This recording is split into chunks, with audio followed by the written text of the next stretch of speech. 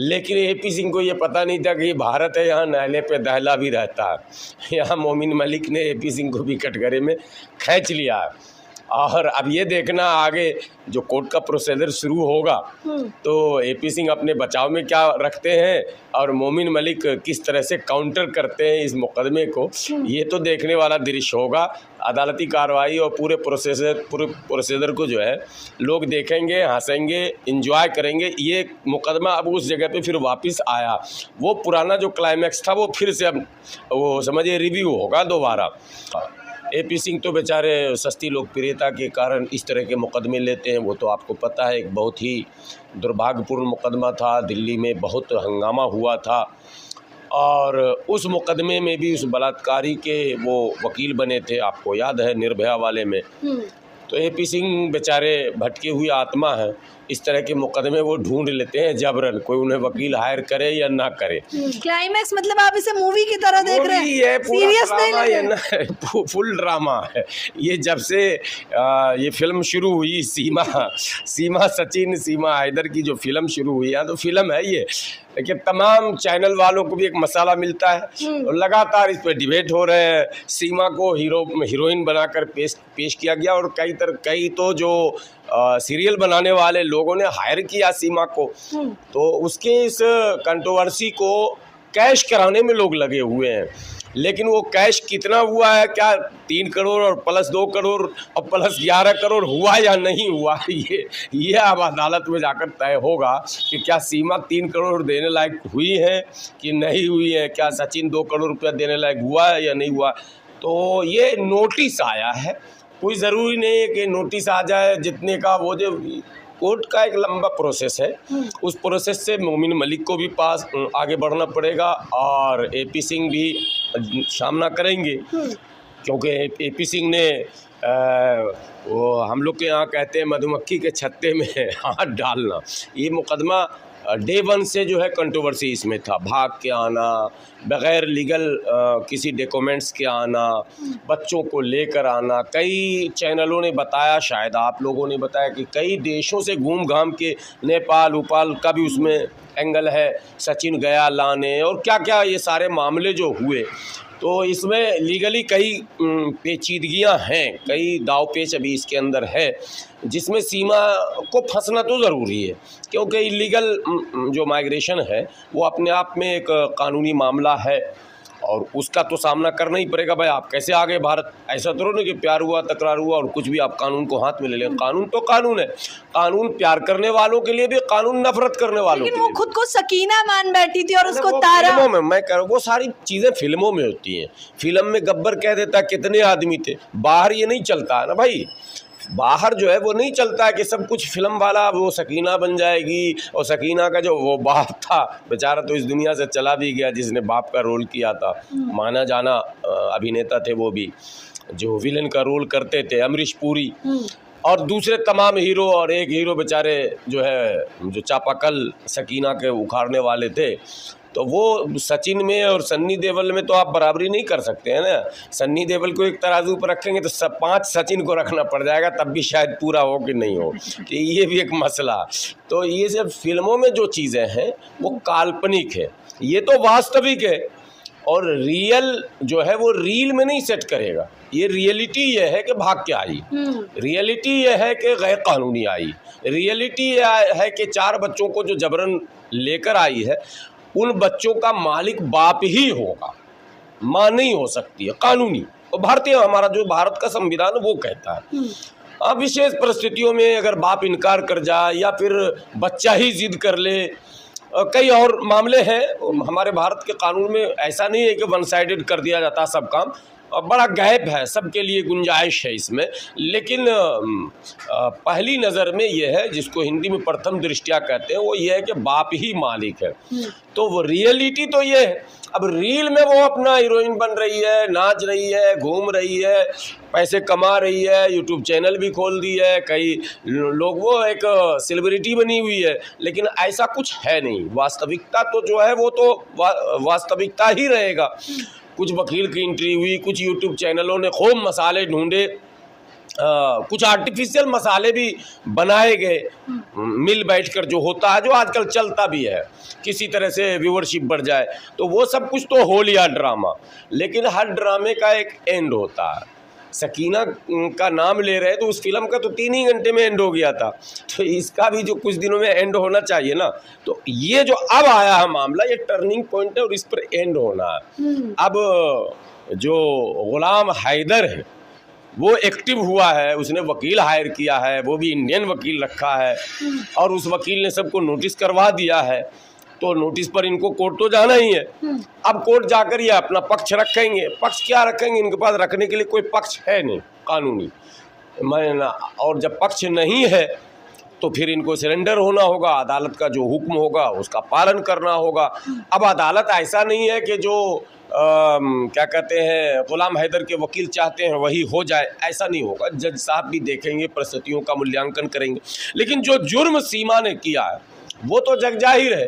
आप उसे जुर्म मानते हैं? बहुत बड़ा जुर्म है, सामाजिक जुर्म है। देखिए, सीमा और अंजू की कहानी को हमेशा मैं कहता हूँ कि जुर्म है, सामाजिक जुर्म है, धार्मिक जुर्म है, संवैधानिक जुर्म है।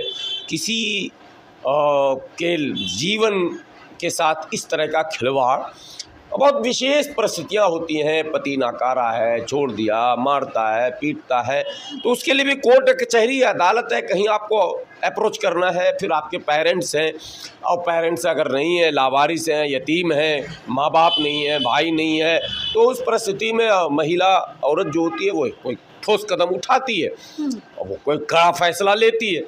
लेकिन ऐसा तो सीमा के साथ है नहीं। सीमा को लेकर तो कई ऐसी कहानियां भी चल रही हैं कि हमें लगता है कि मैंने शुरू में कहा था, वो आज भी कह रहा हूँ। कई लोग सोशल मीडिया पर दिखाते हैं सीमा तो जासूस है, कई लोग दिखाते हैं कि सीमा जैसी बिल्कुल हमशक्ल पाकिस्तान के सेना में इंटेलिजेंस में देखी गई है।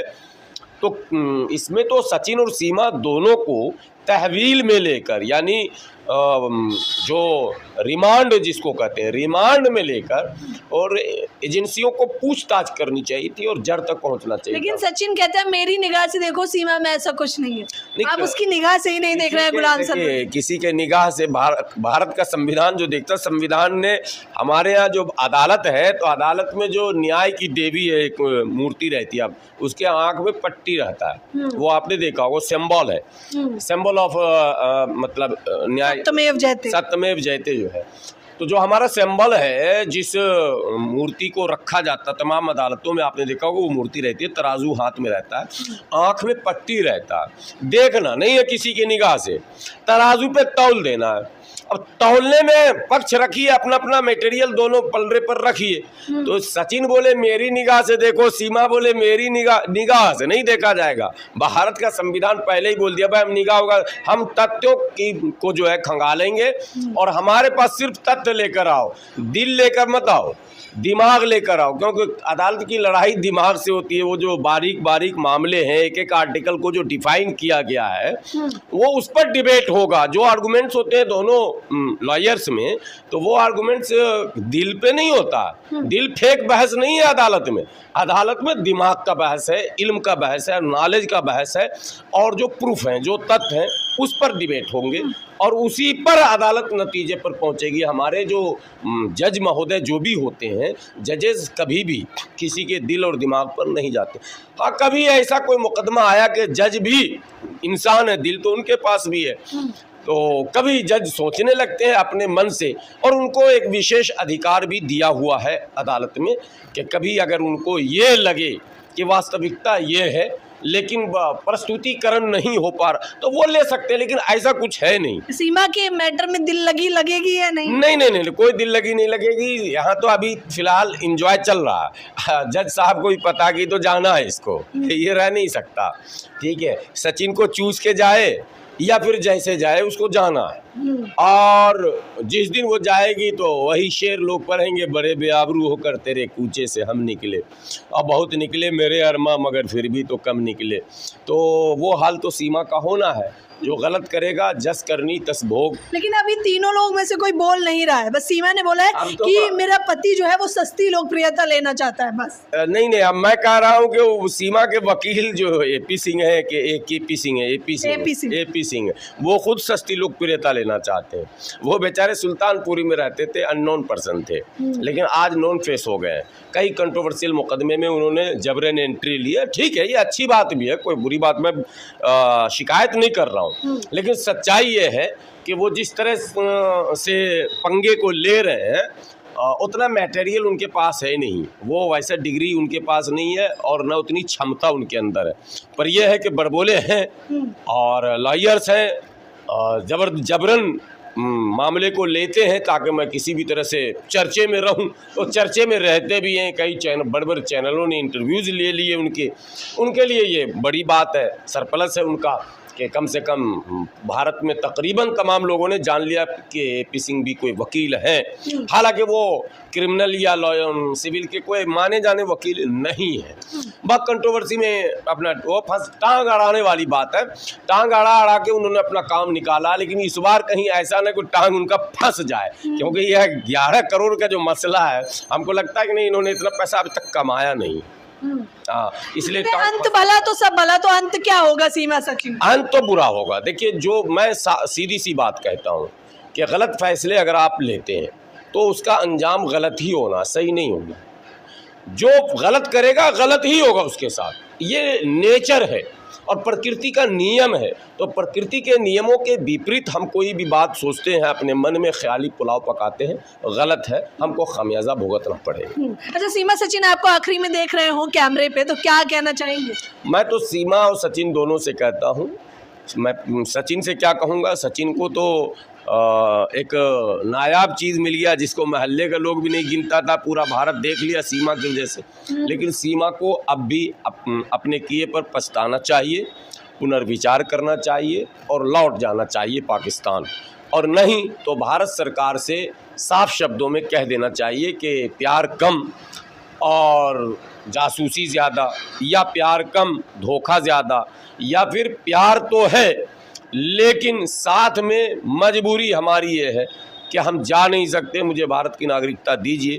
और भारत, मैं समझता हूँ एजेंसियाँ जांच पड़ताल तो कर ही रही हैं, और अब जब कोर्ट में मामला है तो तथ्य तो सारे निकल जाएंगे। लेकिन जो भी फैसला, जो भी निर्णय लिया सीमा ने, ये पबजी और ये सब के पबजी और लबजी, ये सब में कोई दम नहीं होता, और ये कभी भी लैला मजनू और शीरी फरहाद नहीं हो सकता।